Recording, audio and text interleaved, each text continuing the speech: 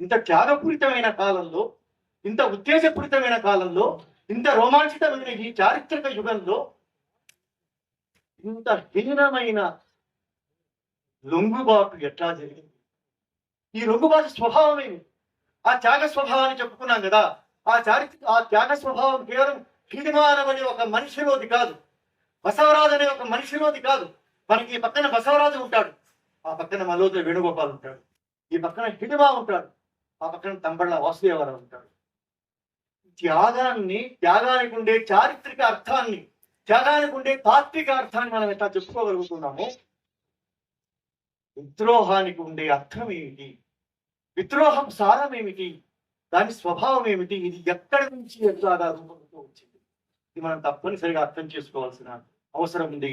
నేను దీని గురించి నేను క్లుప్తంగా చెప్పి ముగిస్తాను. నేను ఏమనుకుంటున్నానంటే మిత్రులారా,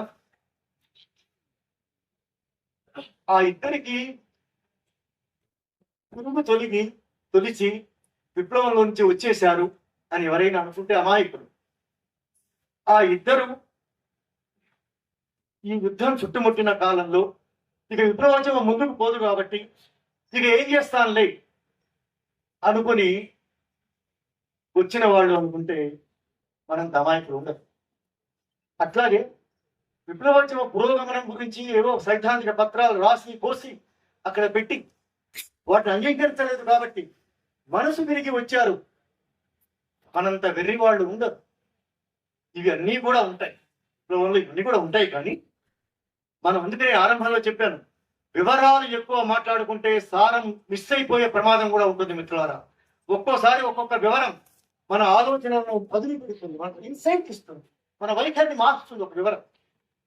అదే వివరాలు ఎక్కువ అయితే కూడా చాలా ఇబ్బంది. ట్రైన్ లేదు కాబట్టి వివరాల్లోకి వెళ్ళకుండా నేను ఏం చెప్పదలుచుకున్నానంటే, ఏమి కాదు ఈ సాయుధ లఘువ. అట్లాగే మిత్రులు చాలా మంది తుపాకులు వేసుకొని వెంట జనాన్ని వేసుకొని మిలిటరీ యూనిఫామ్ లో వచ్చి అక్కడ లొంగారు కాబట్టి ఇది విద్రోహం అనుకుంటున్నాం. అది నిస్సందేహంగా విద్రోహమే.